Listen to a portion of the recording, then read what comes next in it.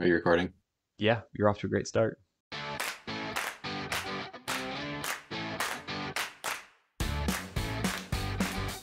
Welcome to the D3 Datacast, the new D3 Hoops YouTube show brought to you by us.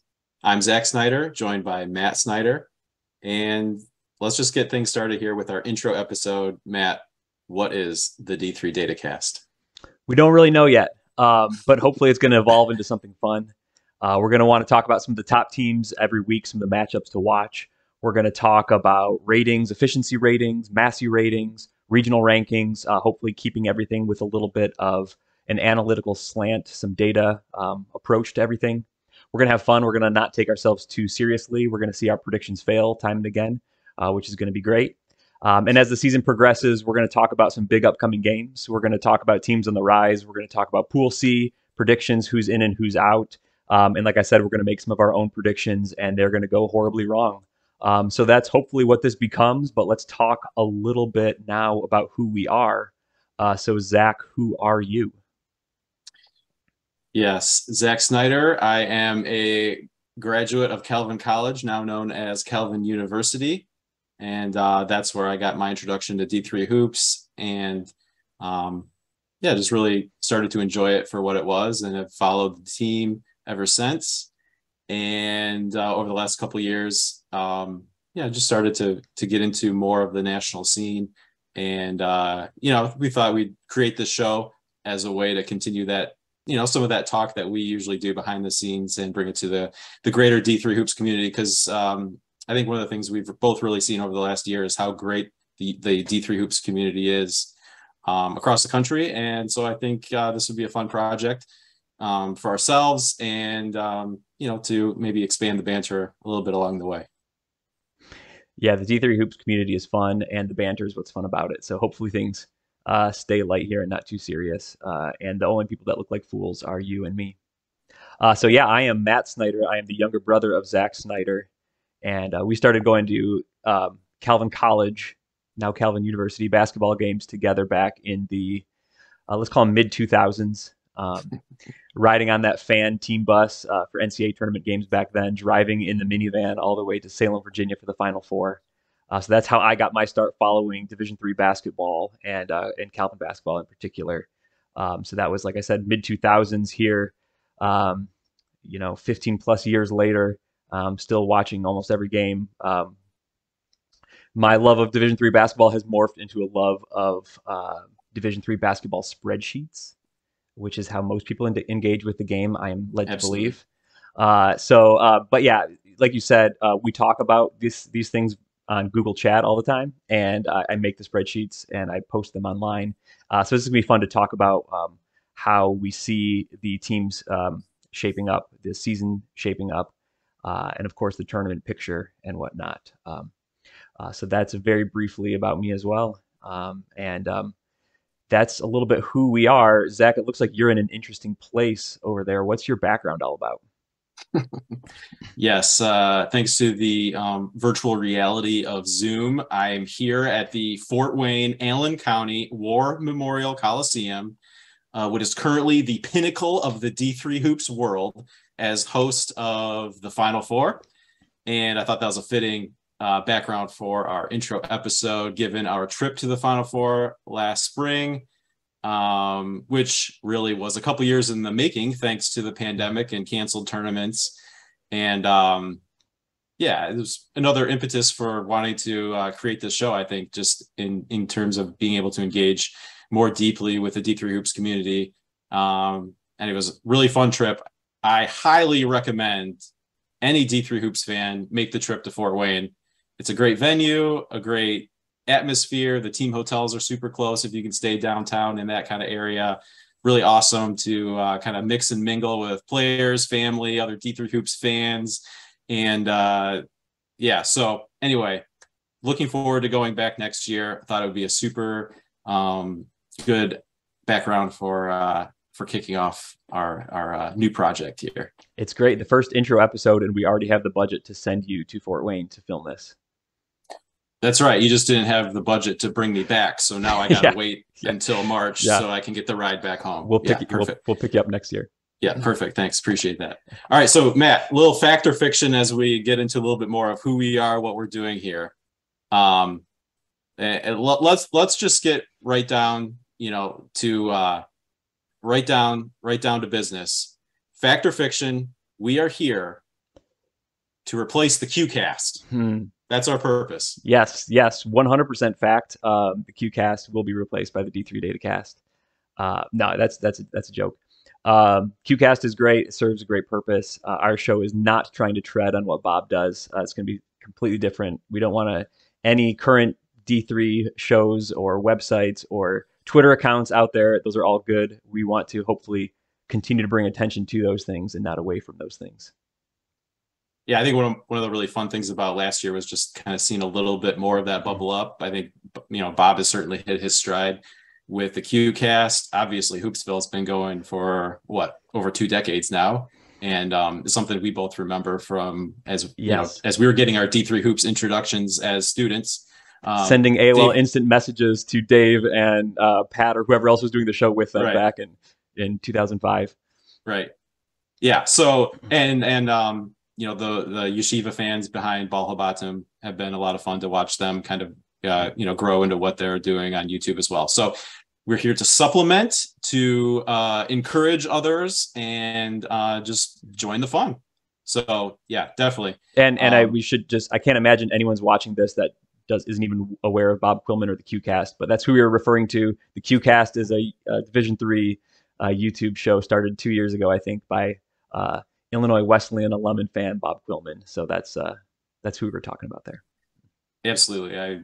I imagine we're more likely to receive far more viewers from Bob than Bob will receive from us. So yeah.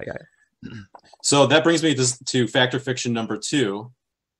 Once again, staying with the topic of the QCast. So fact or fiction, you once appeared on the QCast with Bob Quillman, gave your entire D3 story while neglecting to give a single mention or shout out for the fact that you do in fact have an older brother who was at Calvin 2 years before you even stepped foot on campus. Fact or fiction? This is also fact. I got in big trouble from that after my appearance on the QCast where we talked about regional rankings.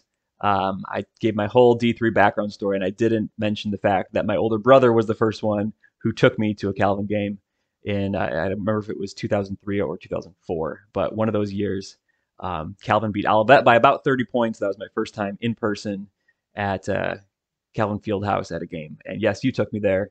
And my entire freshman year, we went to games together. My sophomore year, we went to games together before you graduated. And that is my true D3 story. Yep. Thank you. Yeah. I look forward to you making a return to the QCast and getting an opportunity to correct that. Well, I won't get invited. The QCast record. I just admitted I was not factual, so I won't get invited back. Right, and we're trying to replace the QCast. So correct, 2 for 2. Yeah. Okay, so we've already made mention a couple of times of the fact that we are both alums of Calvin University. So fact or fiction, we're actually just a couple of Calvin homers. That one, I want to say fact. It will be ultimately fiction. Hopefully, when I'm getting into a little bit of my slappy nature in favor of Calvin, it'll be obvious that I'm doing it, tongue in cheek. Anytime we talk about data that's not colored by anything Calvin related or anti-hope, although that is also true. We're even-handed with the data, and none of the spreadsheets that we run, know the difference between Calvin or anyone else in the country. So when it comes to data, we'll be objective. When it comes to the heart, though, 100%, I will just be biased towards Calvin. That's a joke, but seriously, I will be. Seriously, I will. So you made reference to the spreadsheet, so that is a perfect segue into the next fact or fiction. Fact or fiction: basketball is actually a game played in Excel spreadsheets. If we were talking about baseball, I would say fact. I think baseball is more of a game just with the discrete nature of baseball, like the individual events, batter-pitcher matchups. I think that is a little bit more predictable just based on spreadsheets, at least in the long term. In the short term, or at least for basketball, I think that the spreadsheets have a lot of predictability when you're talking about efficiency ratings. Some of the things we run are more descriptive rather than predictive, telling what teams have done. Sometimes we morph that into telling people what we think that means will happen in the future. But no, basketball is a game of matchups and individuals. So, and we saw that last year when I correctly predicted all the WIAC schools were going to go down in the second round. The spreadsheets didn't say that. I said that because I was going 100% in favor of Calvin, and I didn't actually believe that at the time. But basketball can be weird, so you see things all the time. So some things you see in the data you don't agree with, and it's because the data doesn't know things people know. Sometimes it's because weird things happen in sports, and that's what makes it so fun. All right, I think there's the human element. Certainly, it's a game played by humans, and especially true at the D3 level, where you've got guys who are not there as semi-pros, biding their time to hit the NBA draft or on scholarship. These are guys paying their own way, being regular students. Yeah. As much exists in college athletics, versus the D1 guys who may be segmented off from the general student population. So for sure. So I think important to note as we get into future episodes where maybe we are making distinctions using numbers, that we fully acknowledge that it's somewhat predictive and there's a range of outcomes that can be expected within a team beating another team, or final winning margin, or whatever the case may be. All right, a couple more to go here. And again, we are doing this blind. Matt is getting these fact or fiction questions blind. So appreciate him being willing to be put on the spot here right out the gate, episode 0, our intro episode. But this one, Matt, may really put you in some hot water. Okay. All right. Fact or fiction? Yep. We're kicking the show off here, August of 2022. Fact or fiction? Yeshiva will be a Pool C contender. Fiction. Yeshiva will not be a Pool C contender next year. When we actually get into some of the efficiency projection stuff, I've been starting to work on that. They're fairly highly rated, but they're coming off a string of good seasons. I'm going to take a very skeptical approach though this year with them, just because they lost a ton of talent, and they weren't in Pool C contention last year, even with all that talent. So win the Skyline.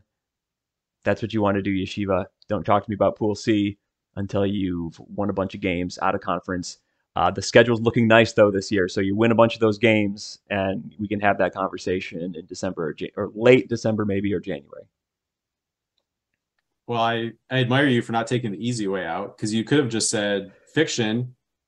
They'll win the Skyline, not have to worry about Pool C. They'll get the Pool A. They're going to win the Skyline, and they're going to get the Pool A. So I'll say that will get me back in the good graces of the Max fans there. They're going to win the Skyline. All right. There, you saved yourself. Yep. All right, final one. Fact or fiction? This is going to be fun.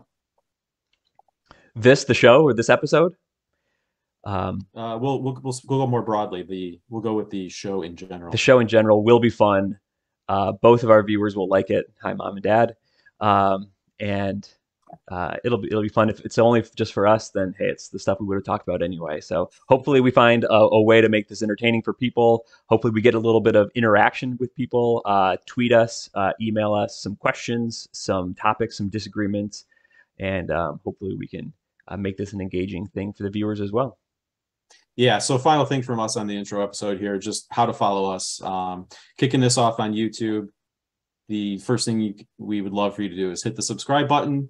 That way you're with us right from the beginning. You can go to your own subscription page to see the episodes right there, instead of having to rely on YouTube or algorithm or whatever the case may be to find its way to you. You can go directly to us. And then we've set up a Twitter account at D3 Datacast. Please follow along there, and we'd love for you to interact with us.